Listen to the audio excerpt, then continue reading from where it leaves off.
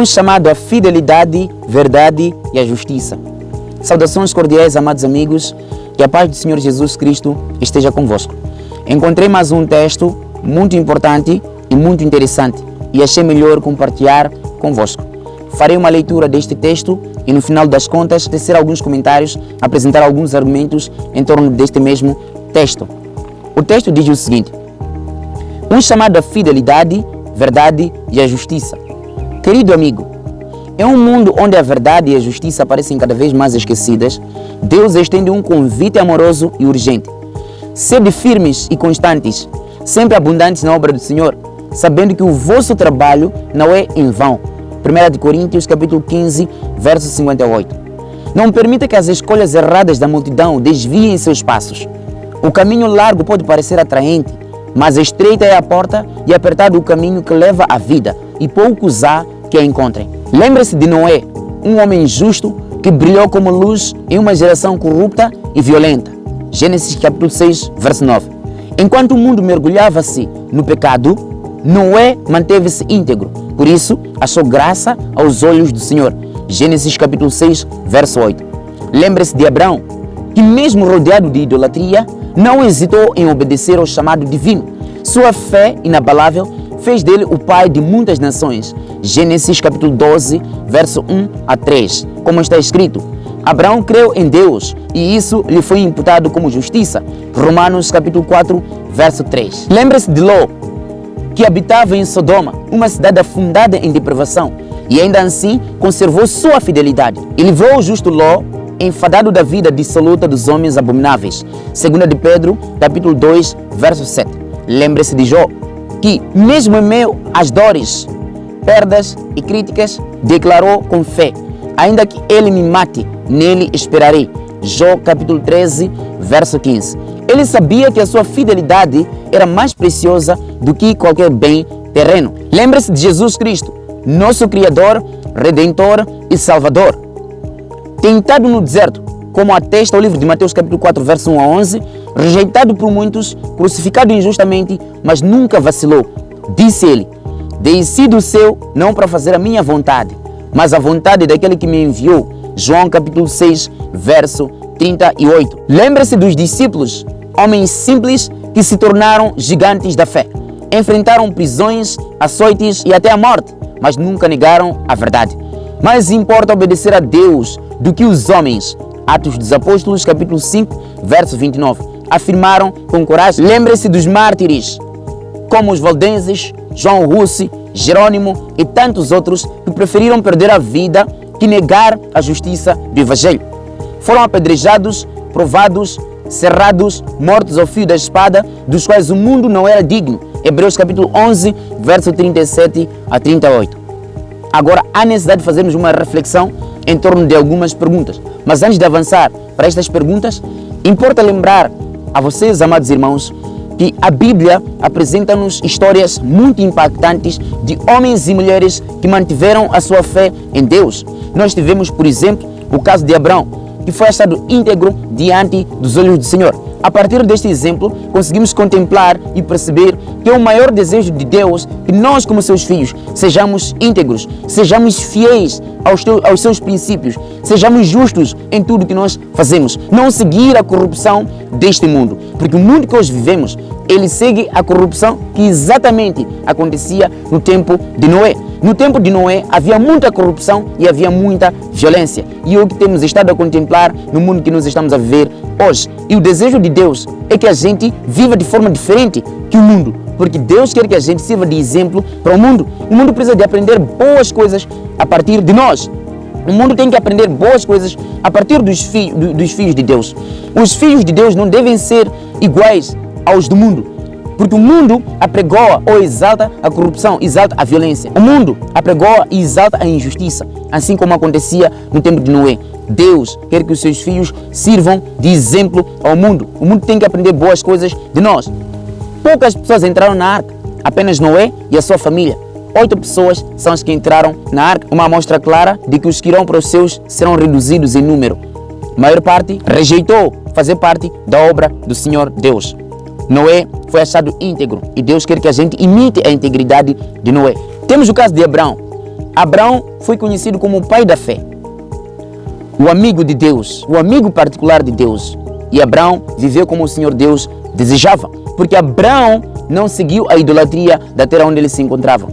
Na Caldeia havia muita idolatria e Abraão não seguia aquelas idolatrias. Quando Deus o chamou em direção à terra prometida, ele saiu de um lugar, o lugar da sua habitação, deixou a sua riqueza, deixou a sua parentela e seguiu em frente o caminho de Deus sem saber onde ele ia.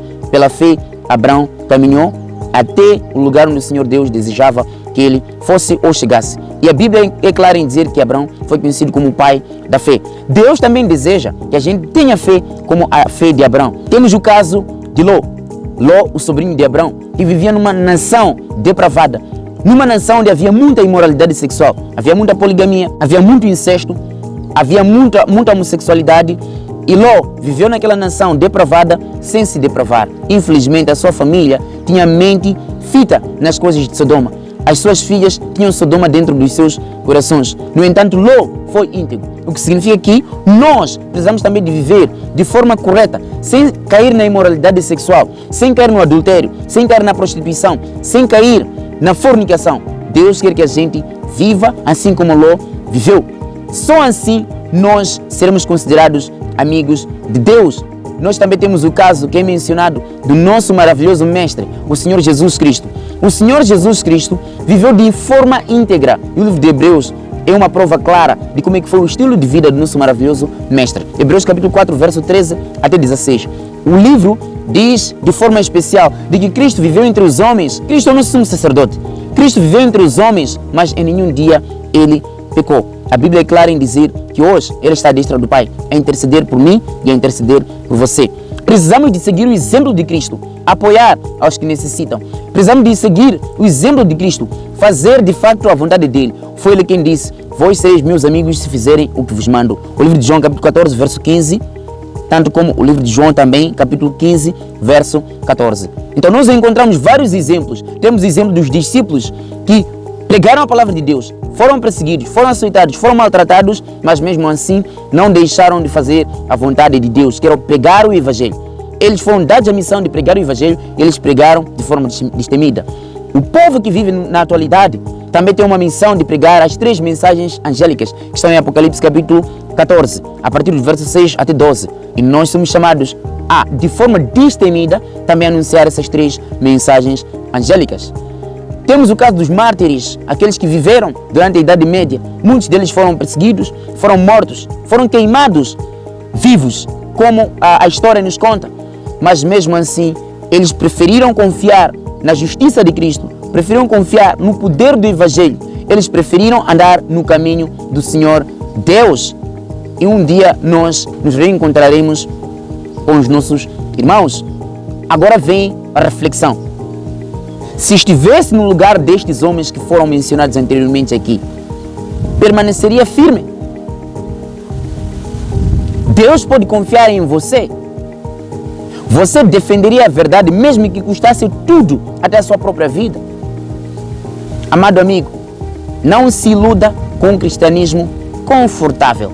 Jesus disse: se alguém quiser vir após mim, negue-se a si mesmo, tome a sua cruz e siga-me. Lucas capítulo 9, verso 23. Quando se fala de cruz, não é uma tarefa fácil. Significa suportar todas as coisas por amor a Jesus Cristo. Suportar a pobreza, suportar as faltas, suportar as dificuldades na vida, suportar a morte, suportar muita coisa.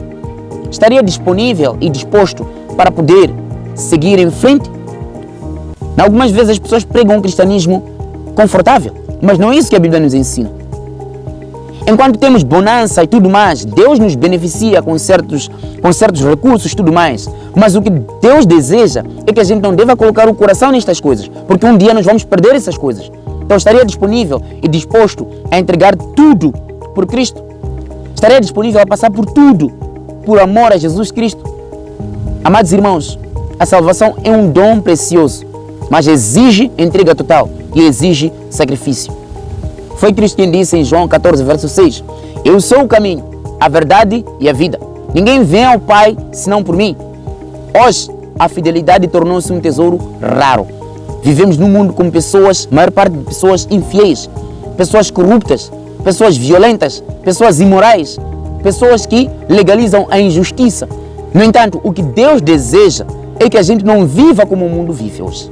Deus quer que a gente viva de forma diferente para representarmos melhor o seu caráter. Quando vier o Filho do Homem, porventura achará fé na terra. Lucas capítulo 18, verso 8. Você faz parte desse remanescente fiel? Será que você faz parte deste pequeno grupo que decide viver justamente, que decide viver de acordo com os princípios divinos? Será que você faz parte deste grupo que decide viver de acordo com os princípios divinos? Reflita nesta mensagem. Até a próxima.